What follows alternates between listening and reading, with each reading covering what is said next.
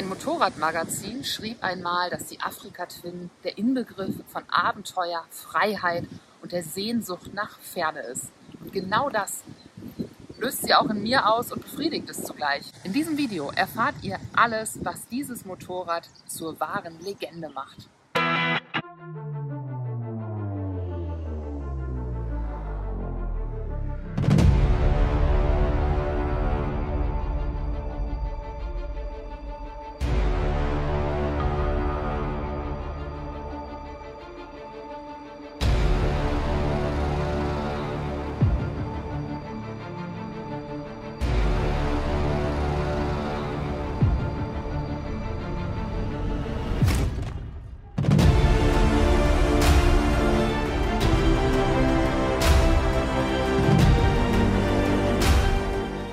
Das ist sie also, die Afrika Twin RD07A, mein allererstes und bis jetzt auch einziges Motorrad. Noch bevor ich meinen Motorradführerschein gemacht habe, habe ich diese Afrika Twin gekauft. Für läppsche 2.500 € inklusive Koffern von Hepco und Becker. Und bin seitdem damit unterwegs, also seit 5 Jahren. Mittlerweile hat die gute Queenie über 180.000 Kilometer gelaufen. Das ist für so einen Motor von der Afrika Twin eigentlich nichts. Die machen nämlich locker 400.000. Deswegen hat es mir auch gar nichts ausgemacht, dass sie bereits 105.000 Kilometer auf dem Tacho hatte, als sie mir zum Kauf angeboten wurde.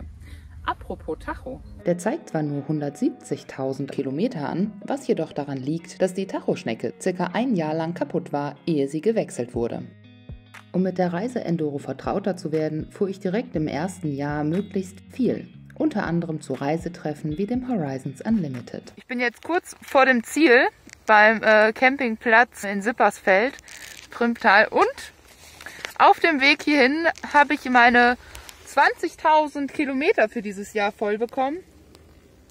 Und Queenie hat sage und schreibe 125.000 gelaufen jetzt. Voll geil. Der äußerliche Zustand dieses Exemplars, was übrigens den Spitznamen Queenie trägt, war beim Kauf bereits etwas ramponiert. Immerhin war sie mit ihrem Vorbesitzer schon bis in die Wüste Gobi in der Mongolei gefahren. Und weil ich auch mit dem Motorrad in die Wüste wollte, dachte ich mir, wenn das Motorrad schon mal da war, dann kennst du den Weg ja bereits. Wüste.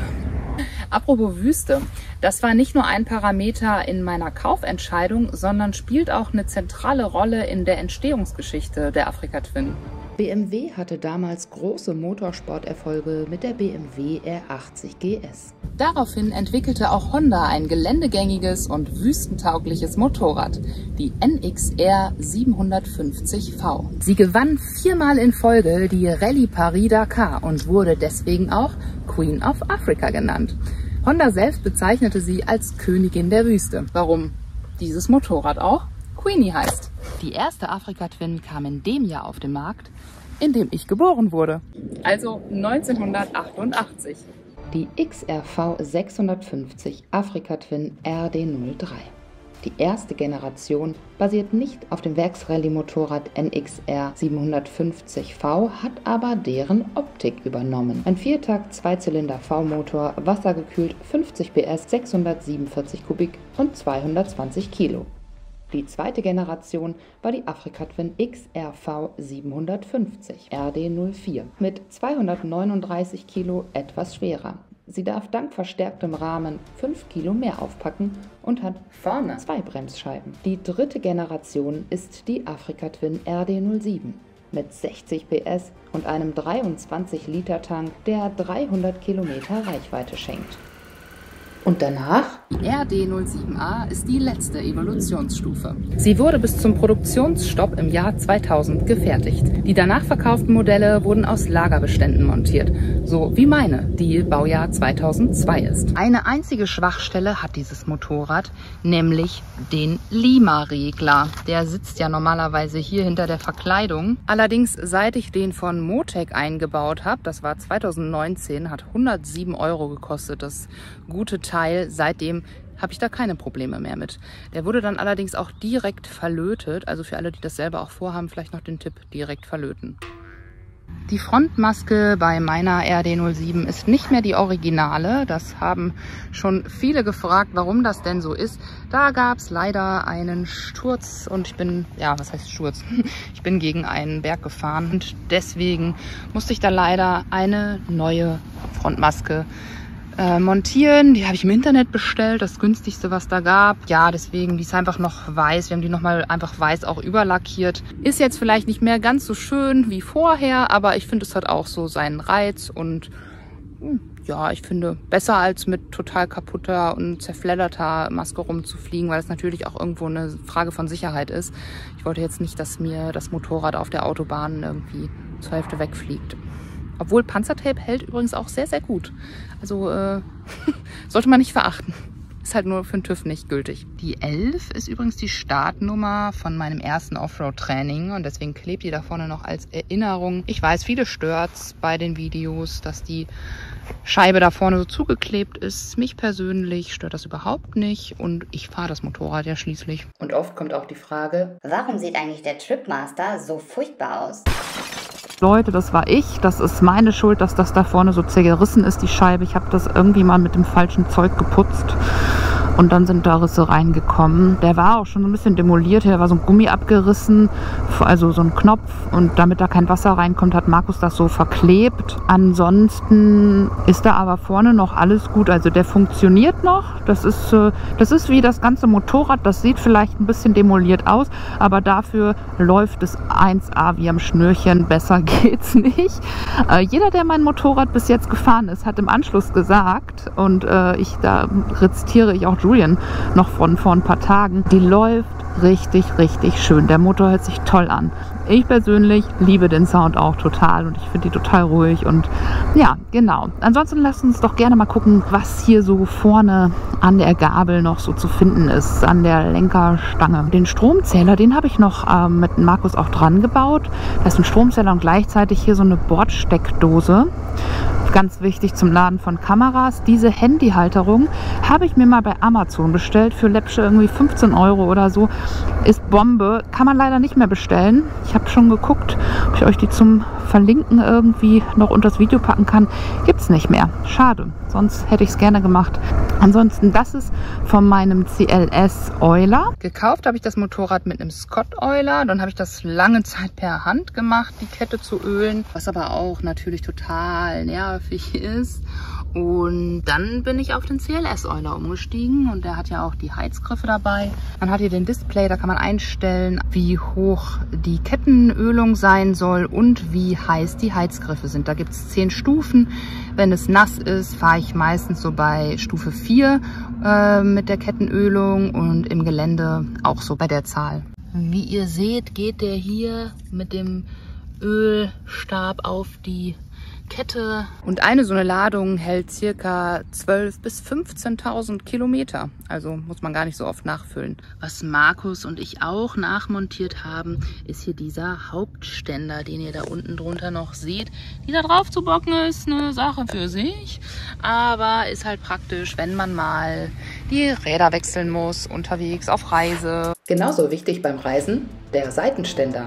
Den haben wir auch verbreitert, wie man sehen kann, damit sie auch in so matschigen Stellen wie hier immer guten Halt hat. Augen zu und durch! Yes, makes the car great again. Sehr zu empfehlen ist übrigens dieses Windschild da oben, dieser kleine Aufsatz. Ich finde, der macht viel aus. Ja, noch ein ganz wichtiges Thema ist das Thema Reifen. Da fahre ich allerdings auch schon seit bald 5 Jahren immer den gleichen. Nämlich den Heidenau K60 Scout. Der macht bei mir so, keine Ahnung, 10.000 Kilometer sicherlich und hat sehr viele Offroad-Trainings auch schon mitgemacht. Ich hatte da immer ein gutes Gefühl mit dem Reifen und deswegen kommt er auch irgendwie immer wieder drauf. Ich bin übrigens 1,76 und die Sitzhöhe meines Motorrads beträgt 83 cm. Es gibt vielleicht noch eine Sache, die einige als Nachteil auslegen würden, nämlich, dass dieses Motorrad, also die RD07A, kein ABS hat. Ich bin das halt einfach gar nicht gewohnt, also weil ich hatte es wie gesagt dadurch auch nie und ich vermisse es auch nicht, habe auch nicht das Gefühl, dass ich das bräuchte. Klar, wenn du bremst, dann irgendwann geht dir halt hinten der Reifen weg, weil er nur noch rutscht, aber dadurch fahre ich insgesamt würde ich jetzt mal behaupten, auch ein bisschen defensiver, weil man weiß einfach drum und dementsprechend verhält man sich auch anders, dass man da jetzt nicht immer so einen mega kurzen Bremsweg nur einkalkuliert, sondern von vornherein weiß, wenn es drauf ankommt, dann brauche ich halt ein bisschen mehr Platz und ja, das Hinterrad, wenn das weggeht, ich bremse halt hauptsächlich sehr viel hinten, das bin ich so aus dem Offroad-Bereich irgendwie gewohnt, nicht vorne zu bremsen und so ein weggehendes Hinterrad, finde ich, kann man immer noch ganz gut ausbalancieren. Das finde ich jetzt nicht so schlimm, wie wenn das Vorderrad weggeht. Also von daher stört mich das mit dem fehlenden ABS ehrlich gesagt nicht, aber sicherlich würden das einige als Nachteil auslegen. Es gibt sicher Motorräder, die besser gepflegt sind. Aber gut, es kommt ja auf die inneren Werte an, ne? Was genau macht die Afrika Twin denn zur Legende? 5 Punkte.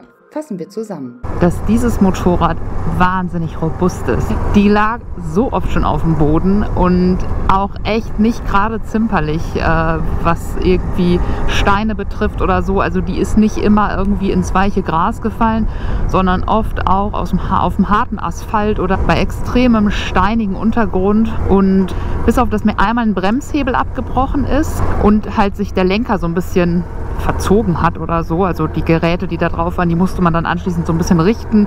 Spiegel war umgedreht oder so. Ansonsten war da aber nichts dran. Also ich konnte danach immer einfach so weiterfahren. Der Bremshebel, da hatte ich meine aktuellen Handguards noch nicht dran. Also das ist auch eine ganz klare Empfehlung, wenn ihr vorhabt, auch Offroad unterwegs zu sein oder längere Touren machen wollt. So ein Motorrad kann immer mal umfallen und da ist es echt gut, wenn man weiß, dass dann hier die Griffe geschützt sind, weil ja, so ein Griff ist einfach so schnell ab. Ich hatte halt auch das Motorrad, als ich das gekauft habe, mit so, also das waren halt Handguards, die haben im Endeffekt nur die Luft abgehalten, damit man ein bisschen warme Finger hat. Aber geschützt haben sie halt gar nicht. Diese Robustheit, das ist also wirklich ein, finde ich, ganz, ganz großer Pluspunkt dieses Motorrads. Ja. Der zweite Pluspunkt ist, dass es ein Motorrad ist, was sehr, sehr unkompliziert ist. In dem Sinne, dass man sehr viel selber machen kann. Das heißt, wenn da mal was dran ist oder so eine jährliche Inspektion oder ja, wie oft man die auch immer machen will. Es wird warm hier drin. Ich mache mal das Helmvisier auf. Also egal was ist, das meiste lässt sich selber machen. Ventile einstellen.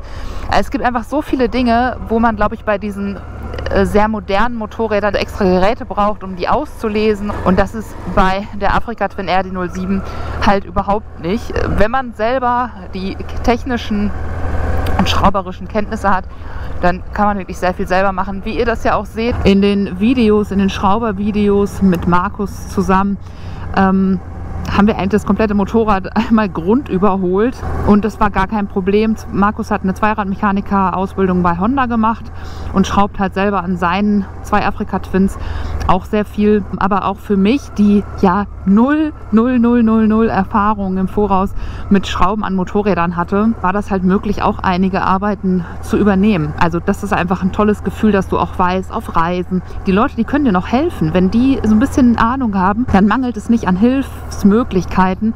Ich sag mal, mir fällt da irgendwie so ein Film ein mit Christian Vogel, war das, glaube ich, da war bei der BMW was kaputt.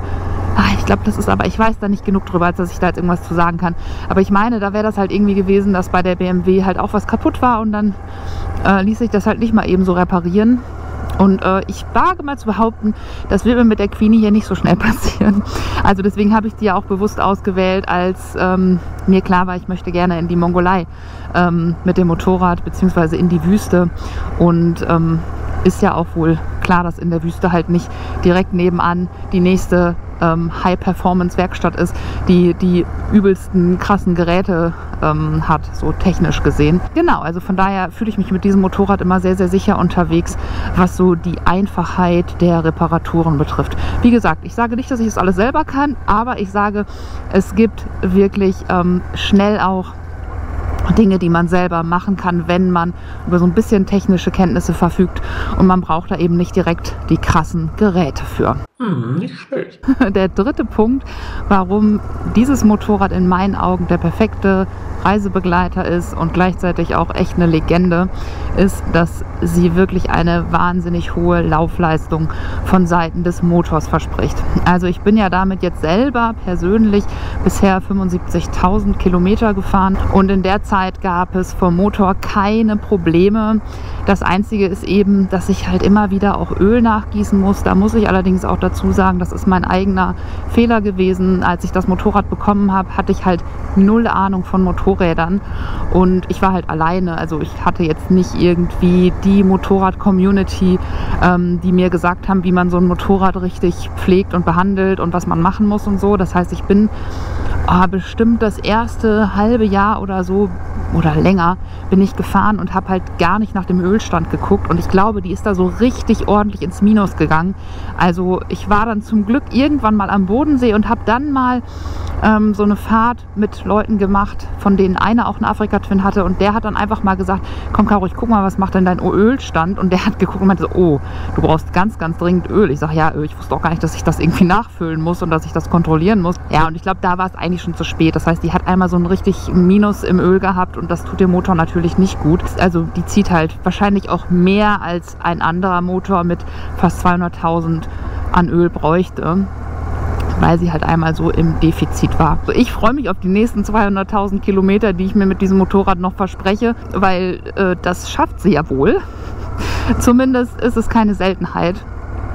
Und das ist für mich ein Riesenpluspunkt. Ich habe ein Motorrad, auf das ich mich verlassen kann, wo ich jetzt nicht die ganze Zeit Sorge haben muss, wenn ich da schon wieder eine Reise mitgemacht habe, dass die bald weg muss oder so.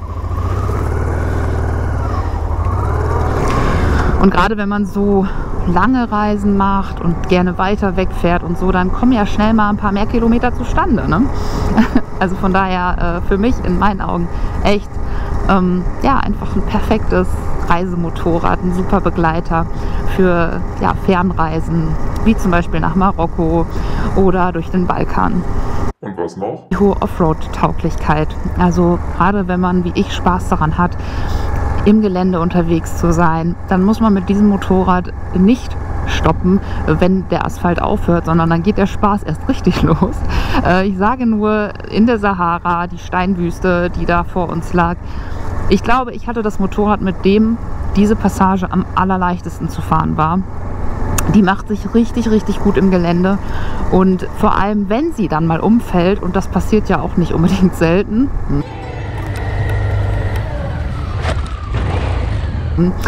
dann ist es kein Problem, die wieder aufzuheben. Also ich sage jetzt mal kein Problem. Natürlich ist das schwer. Ja. Aber es ist halt einfach ein cooles Gefühl und allein schon für den Kopf geil zu wissen, wenn es passiert, no problem. Heb sie einfach wieder auf, sei entspannt. Weißt du, also am Anfang ist mir halt immer noch so der Puls hochgegangen. Ich dachte, oh mein Gott, scheiße, jetzt ist hier gleich meine Tour vorbei, weil mein Motorrad ist umgefallen und so. Aber wenn du dann merkst, es ist nichts kaputt, du kriegst sie von alleine wieder hoch. Du musst ja einfach nur wissen, was ist so die richtige Technik, um die wieder hochzukriegen. Und da bin ich bestimmt auch noch nicht perfekt drin. Aber, Leute, Übung macht den Meister. Und ich habe schon ein bisschen Übung und das gibt mir einfach das Selbstvertrauen zu sagen, wenn es soweit ist, ich krieg das schon hin. So.